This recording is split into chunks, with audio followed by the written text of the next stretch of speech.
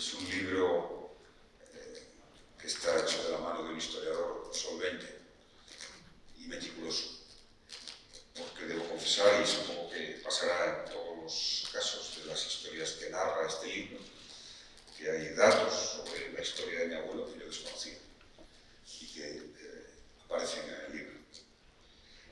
Por tanto, agradecimiento, sin duda, una cierta emoción, una intensa emoción, y felicitación al autor. Diré que es una obra original,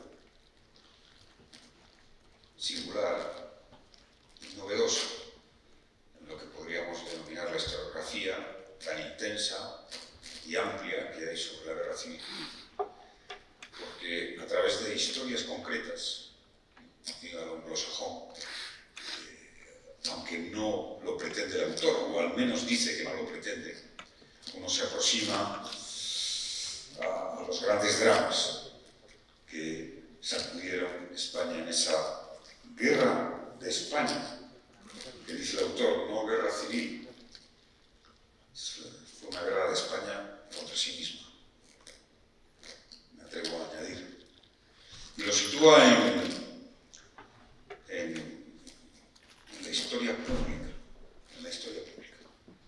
Me parece interesante, ahí sí se decanta, de una manera clara, por una formulación frente a todo el debate de si memoria histórica, memoria democrática, historia pública. Y creo que la defensa que hace de la historia, sin prejuicios, es una incorporación necesaria, muy necesaria a la democracia. Es decir, a veces el debate en nuestro país en torno a la llamada memoria histórica, la ley que yo promoví en 2007 no se llama Ley de Memoria Histórica, pero la llaman Ley de Memoria Histórica. Es muy curioso porque incluso yo creo que la inmensa mayoría desconoce que no se llama Ley de Memoria Histórica, sino que es de reconocimiento de derechos a las personas que aún estaban privados de ellas y de establecimiento de una serie de condiciones de país, de condiciones democráticas. Y ahora se llama memoria democrática, que me parece un gran avance, pero me parece muy interesante la sugerencia de la historia pública. Aquí tenemos otra historiadora que podrá opinar con más fundamento. Cuando las generaciones más jóvenes, sitúe eso generacional como decisivo, lo viví, porque la ley del 2007, la primera ley que aborda el pasado duro, difícil de España y el olvido de muchas víctimas,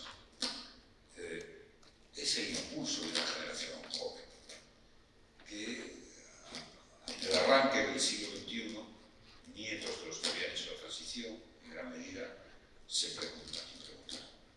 No es casual que la primera asociación de memoria histórica surja en el año 2000. No es casual. Y no es casual que sea eso, 2000, 2001, 2002, cuando llegan las primeras iniciativas al Parlamento sobre las consecuencias de la guerra, las injusticias, los olvidos, la desmemoria. O sea que es una lección que tenemos que aprender y asumirla con cierta naturalidad.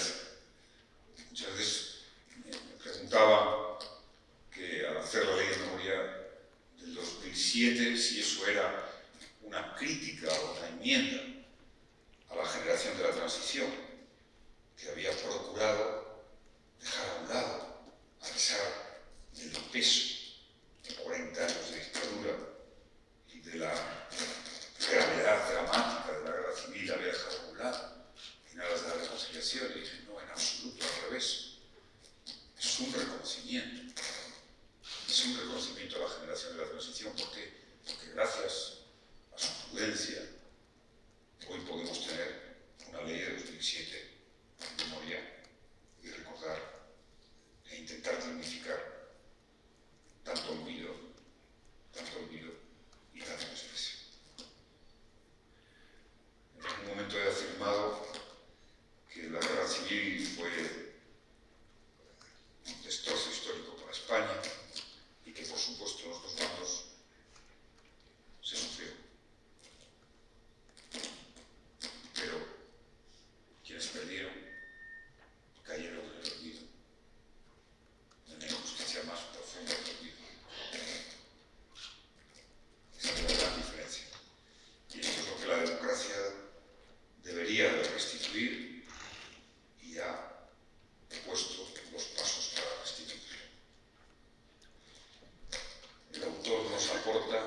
historias conmovedoras que vienen a aguardar esa necesidad del conocimiento compasivo. Yo creo que a la democracia le viene bien cierto grado de compasión, digamos hacia vosotros, de nosotros y de vosotros. Pero es una democracia de los afectos y de los derechos. Sobre la parte que lo que queríamos hacer era un libro que no fuese un libro de educación normal. No queríamos una historia breve, no queríamos una historia para escépticos, no queríamos una historia basada en esos dos bandos, una historia basada en los grandes nombres, sino que a través de las pequeñas historias, y que esas historias tuvieran esa capacidad, digamos, narrativa, esa capacidad, digamos, de que al lector le puede interesar qué le pasa a Urraña Mella, qué le pasa a María Gómez, qué le pasa al capitán Fernández Fecho, qué le pasa al capitán Juan Rodríguez Lozano. Finalmente, pues sea capaz de conocer qué fue la reforma militar, qué fueron las asociaciones militares republicanas, qué fue el movimiento anarquista, cómo fue el movimiento anarquista fuera de Madrid, porque hay que también tener en cuenta de que la historia no solo es la historia de Madrid, sino también la historia de lugares de donde yo vengo, que es de Galicia, de conocer la historia del republicanismo, de los pequeños partidos que surgieron en las periferias, en definitiva, conocer esa otra historia a través de la historia de la gente que no suele salir en los libros de historia. Viví bastante con mi abuela, porque viví muchos años, y no hablaba de lo que le había pasado. No quiso transmitirnos a los nietos el dolor que sabemos que pasó y la tragedia que tuvo. Sin embargo, mi padre sí. Mi padre nos contó la historia en cuanto a mi hermana y a mí, cuando tuvimos pues, un uso de razón, ¿no? Un cierto desarrollo.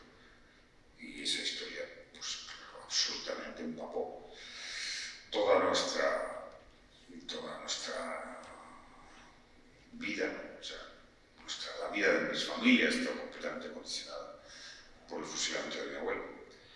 Y ahora, a ver lo que se había comentado aquí, es verdad que hasta que llegó la democracia, después de la democracia, no había nada escrito sobre el capitán Lozano, que había sido en aquel momento un capitán en una ciudad como León, que era un alto mando militar, que había sido fusilado. Estaba en un silencio, pero toda la ciudad lo sabía. Toda la ciudad lo sabía, y además había en parte de los sectores conservadores una cierta mala conciencia, ¿no? Me acuerdo del nombre bueno, esencialmente. Y lo más curioso es que cuando se habla de que se había olvidado, que el relato no pasó, o quedó o no quedó, la sociedad mantiene la memoria. Otra cosa es que la mantuviera guardada en un cajón, por prudencia. Había una especie de memoria suspendida. La sociedad no había caído en el olvido que comportaría injusticia. Lo digo porque yo cuando me afilié al Partido Socialista con 18 años no era José Luis Rodríguez Zapatero. Mi nombre, no, para todos los compañeros del partido, era Lozano. Era el nieto del capitán Lozano. En aquel momento todavía voluminoso número de veteranos del PSOE que había en León. Y cuando yo me afilié al Partido Socialista era el nieto del capitán Lozano. Nunca fui José Luis Rodríguez Zapatero, hasta muchos años después. O sea que hasta eso, el peso estaba ahí, y está ahí. Bueno, que queremos que no estén los libros o las leyes. Yo creo una democracia sincera.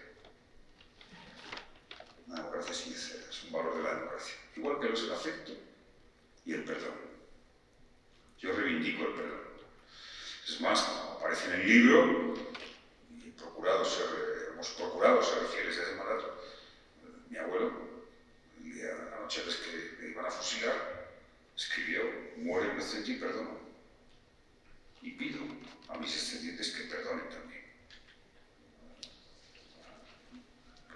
es una virtud democrática, el perdón y la compasión. Yo creo que esa memoria y ese recuerdo ha existido siempre, y por eso a mí me gustaría que no quedase guardado en el fallado, ¿no? Pues como uno de los personajes, la persona del Quinto del Biberón, que me comentó que encontró las memorias de su familiar cuando éste ya estaba muerto. Y fue una vez leídas aquellas memorias de la batalla del Ebro, cuando, al recordar las visitas que hacían sobre el terreno en el que había luchado su abuelo, cuando verdaderamente comprendió aquello que había visto hacía a lo mejor 10 años, ¿no? Y eso es lo que tenemos que tratar de evitar, sobre todo mi generación, ¿no? Que no estamos, digamos, tan vinculados estrechamente, digamos, con nuestros abuelos, o que en muchas ocasiones pues ya no los tenemos para hablar de ellos. Yo no soy de Madrid, y es que en Galicia no hubo guerra, hubo un golpe de Estado. Digamos, en Cádiz no hubo guerra, hubo golpe de Estado, ¿no? Entonces, no en todos los sitios hubo una guerra civil, sino lo que hubo fue un golpe de Estado, y como el golpe de Estado lo que vino fue la ruptura total de lo que significó la Segunda República a través de la violencia y el terror. Y entonces, de ahí que yo quiera cambiar ese concepto de...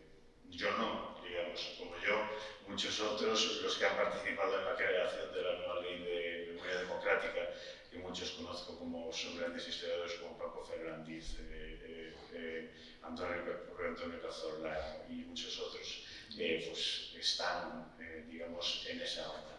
Entonces, realmente yo creo que es por eso. Y ya para añadir, ya que no tiene nada que ver con esta pregunta, simplemente pues quería dar las gracias a todos, a los tres, a Pepa, al presidente del Platero, al profesor Cesejido, dar las gracias a Cal por confiar en mí, y luego no me puedo olvidar pues, dar las gracias a mi familia, que ha sido, pues, digamos, un sostén para mí para poder seguir investigando. Así que nada más, simplemente espero que os guste el libro y que algún día pues, podáis escribir diciendo que habéis encontrado la historia de alguno de vuestros nadies antepasados.